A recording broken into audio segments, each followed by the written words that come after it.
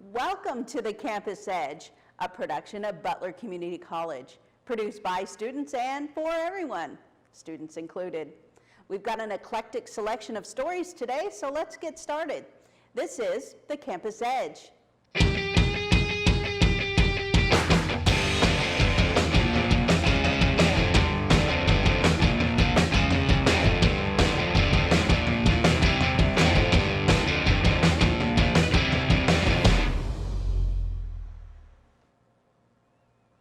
Let's start off this Campus Edge with a look at unsung heroes on campus. For years, Butler Community College has fielded outstanding athletes and teams. Making this possible are a host of folks behind the scenes, including managers. Reporter Ross Cole, himself an athletic manager, shows us what goes into supporting this legacy of excellence. One of the keys to Butler's success on the basketball court for the men's team happens behind the scenes. Butler's basketball managers are a very vital part of the team. Apart from myself as a manager, I got to talk to two other managers and our assistant coach about their importance to the team.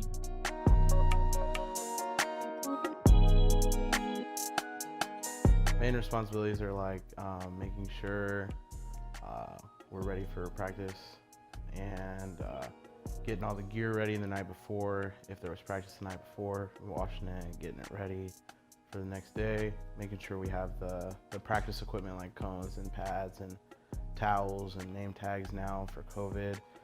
So, and water bottles, so everyone's got their own water bottle now, and just making sure coaches are ready for practice and we have the equipment ready for them that they need to use.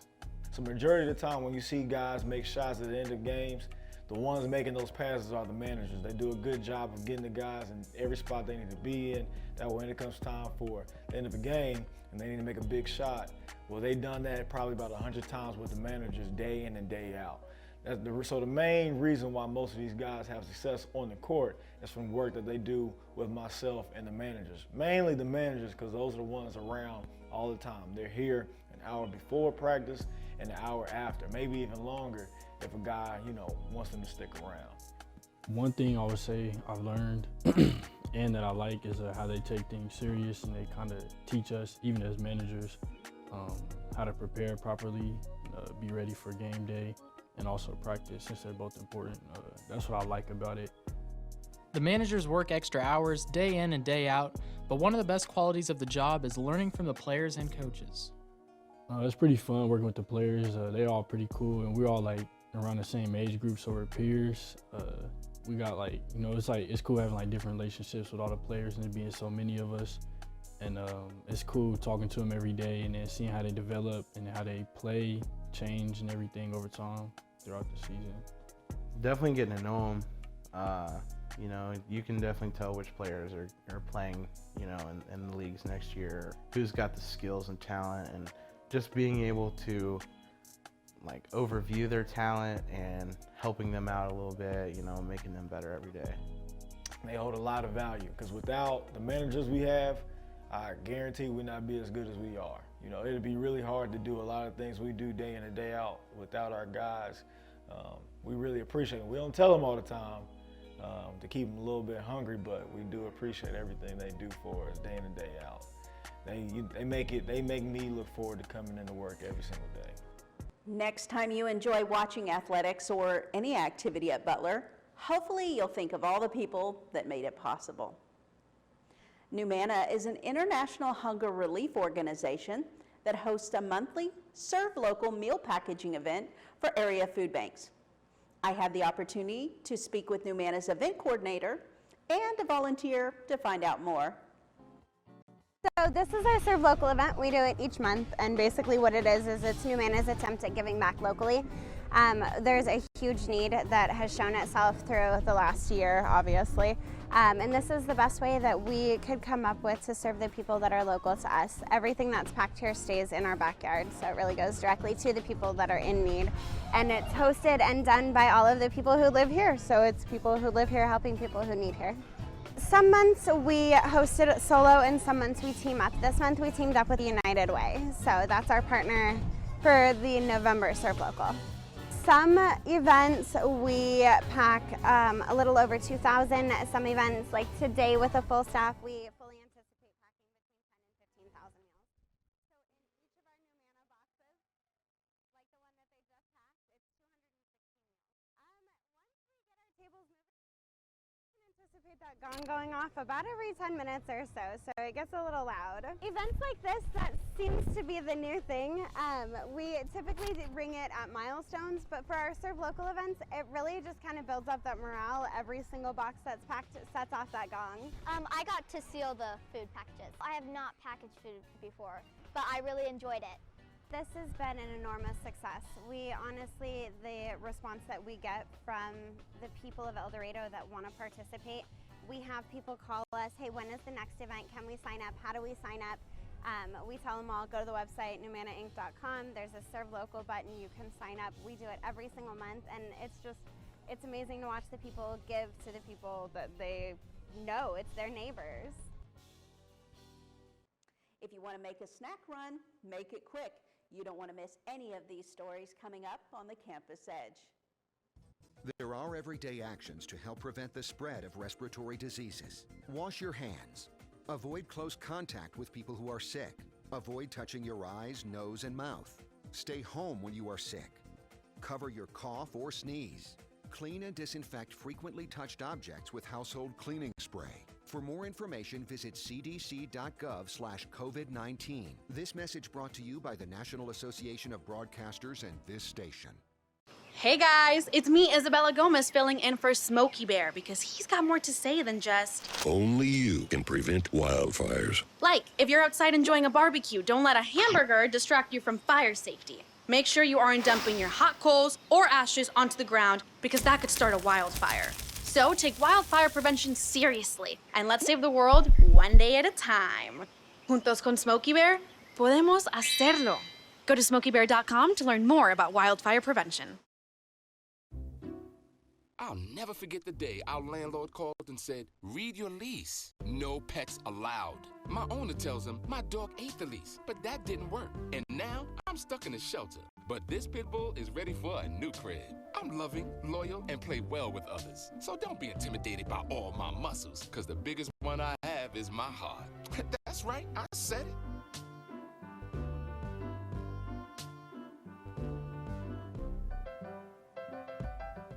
Welcome back. We've had the honor of featuring many of the outstanding artists in our community on the Campus Edge over the years. But even the best artists need public showings and audiences. Reporter Ethan Sutter spoke to the chair of El Dorado's ArtScape 2 project. I think you'll find it interesting and educational. Have you ever been curious about the various art forms and sculptures and murals that you seem to see scattered around the downtown El Dorado area? Because I know I sure have. And until recently, there were a few that I didn't even know existed, and I'd walk by them a few times a week and just not notice them. Vicki Bailey, a lead on the ArtScape project, is going to give us a little bit of a rundown, a little bit of a history, and maybe about some of the first pieces that were inducted into this program. With that, I'm your reporter Ethan Sutter with the Campus Edge. My name is Vicki Bailey. I've been a long-time volunteer in El Dorado.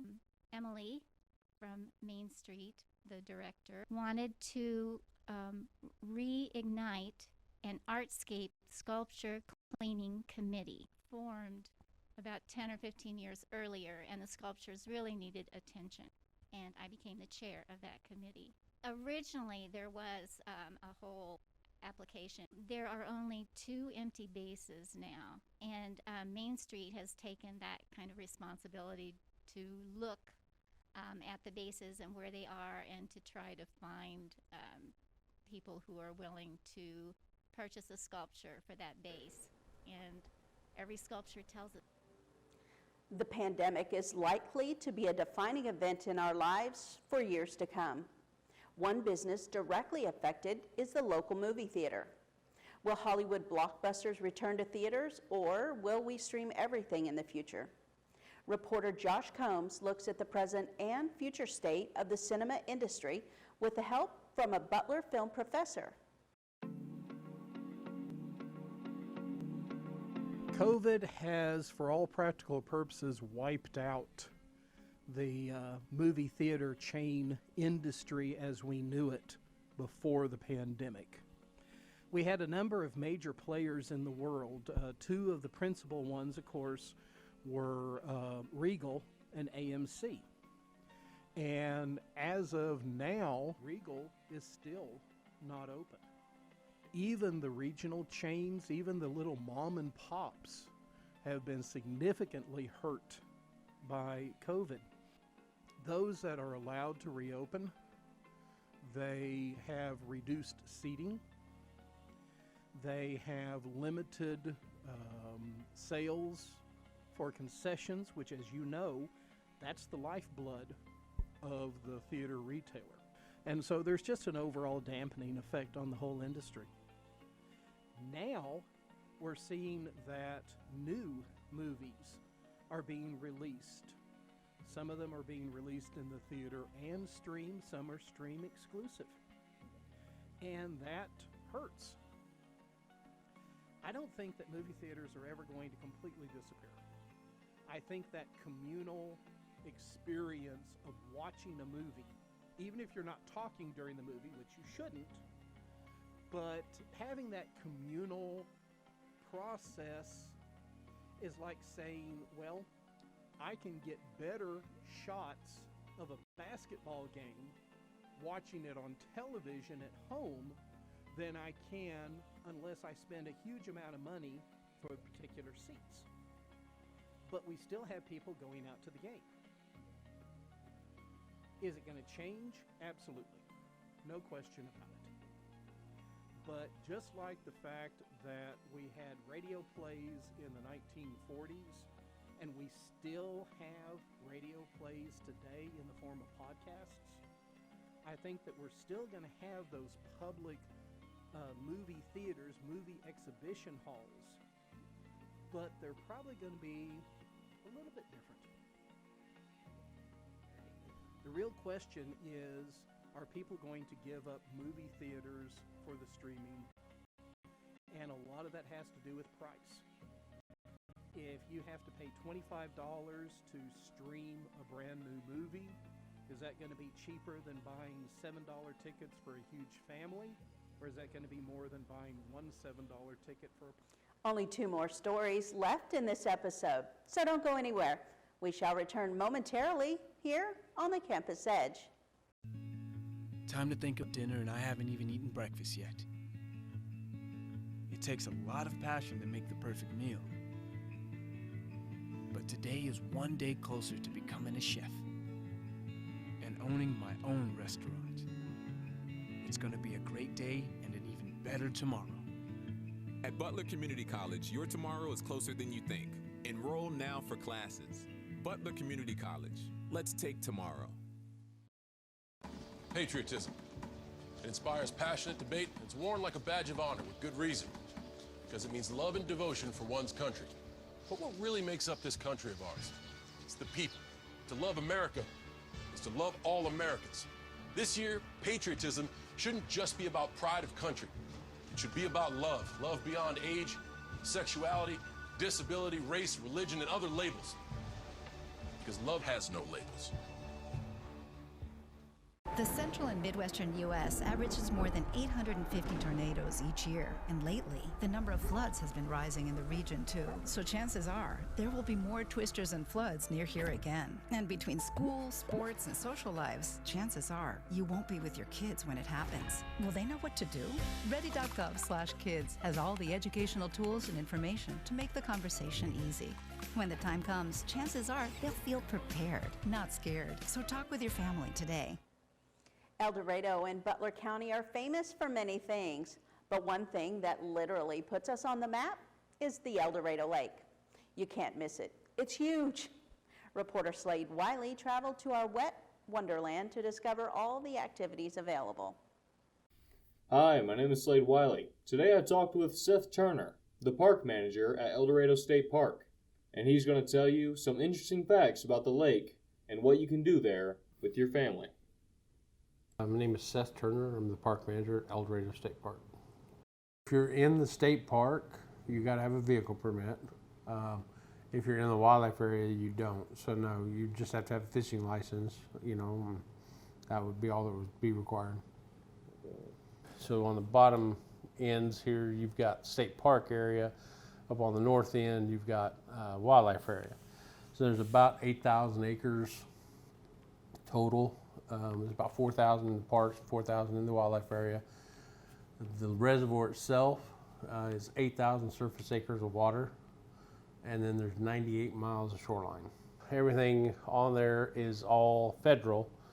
This is a Corps of Engineers lake, so primarily the functions of this reservoir are flood control, recreation, and water supply.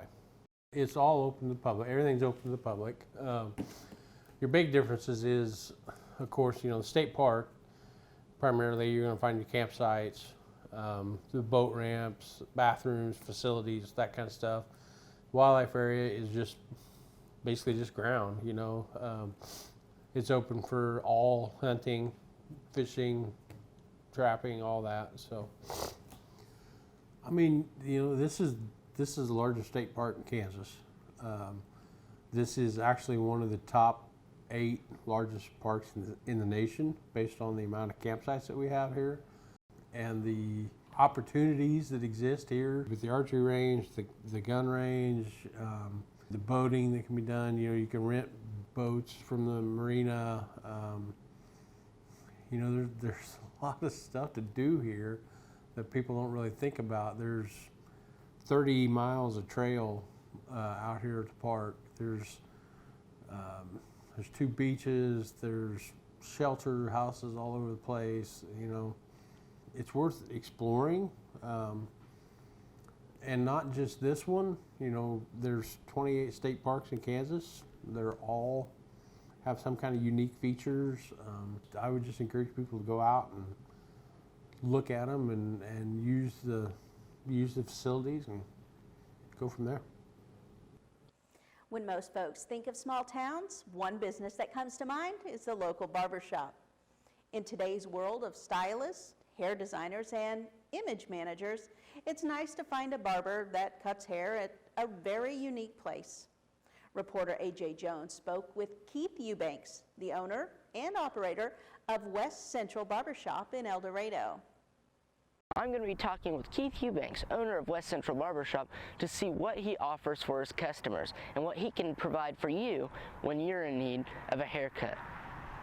I opened up December 21st, 2003.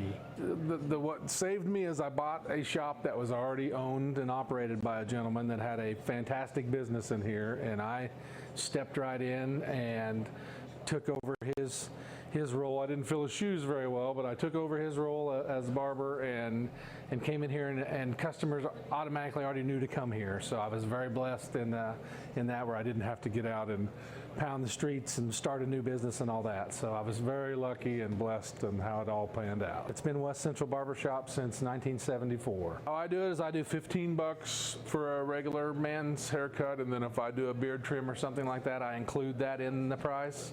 But then I also offer for a lot of guys that just want to come get their head buzzed, I'll do a $10 buzz cut. I do a little bit of everything. I can do ethnic hair, I can do the fades and all that. And you know, I try to offer a decent price for these kids to come and come in here. And then the antlers on the wall and stuff. I've grew up in Eureka, 30 miles east of here, and we love the deer hunt and have a deer friend that wants to keep deer camp together. So we've been doing that for over 30 years. A lot of baseball players come in for their mullets and things like that, and I have a couple of football players, but you know, as far as a college kid coming into town, if he wants to come in and get kind of that hometown haircut like maybe he did back home, I would hope he could come in here and get close. So, from West Central Barbershop, I'm Andrew Jones, reporting for the Campus Edge.